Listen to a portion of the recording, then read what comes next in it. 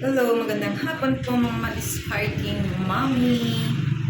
Ngayong hapon po ay magbibigay lang po ako ng kunting kaalaman sa ating mga nag-uumpisang mga negosyo at saka maliliit na negosyo. Halimbawa po, ang ating negosyo ay what if kung ang ating negosyo ay hindi pa ganun ka kumikita? Ano po yung mga pamamaraan na pwede po nating gawin? Una po, kung mahina pong ating mga ipinundar na maliliit na mga negosyo, huwag po sana tayo mawala ng pag-asa. Maghahanap po tayo ng mga ibang pamamaraan.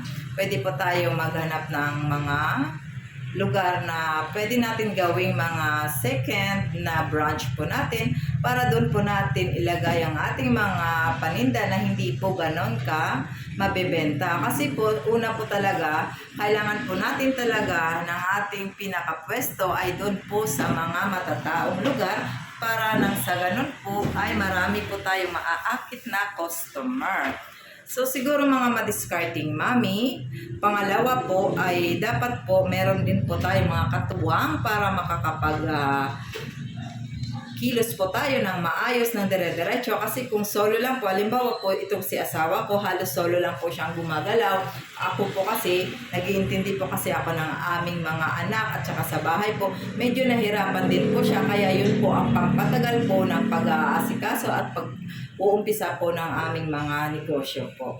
Inyo pong napapansin po, kami po ay unti-unting linis at set up po ng aming mga bagong nabiling mga gamit. Kasi po, katulad po niyan, yung aming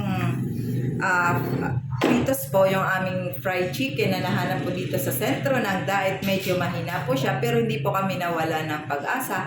Kasi ang katwiran po namin, dapat po masasanay po kami kung kami po ay mag-failed kasi doon po tayo nagkakaroon po ng lakas ng loob at saka tapang para lalo po natin pagpursigihin kung ano po ang ating mga dapat na gagawin. Kasi dito po sa aming nakuhang maliit na pwesto po, nakita po namin, napansin po namin na dito po ay daanan ng mga estudyante at saka paghapon po medyo marami na po dito mga tricycle na nakaabang para po sa labasan ng mga estudyante. Doon po kasi sa aming pwesto, mahina po siya kahit gaano po kasarap ang aming mga paninda kung hindi po siya ganun dayuhin ng mga tao. Medyo mahirapan po kami, struggle po talaga. Halos aabono po talaga kami ng aming mga monthly expenses po.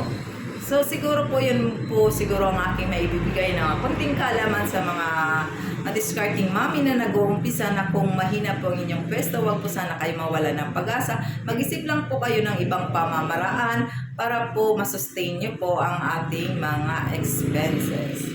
Yun lamang po mga ma-discarding mommy. Ngayon po, maliit lamang po ito pero para po sa amin, okay na po siya para makakapagbigay po ng another source of income. Mainit po sa labas kaya hindi ko po masyadong maipapakita kasi ayan po, nasa kalsada na, ayan, kalsada na po kasi yung aming katabi. Hindi po katulad din sa kabilang pwesto namin na medyo tago po siya. Diba po? So yun lamang po ang mga discarding mommy. Hanggang sa muli. Bye!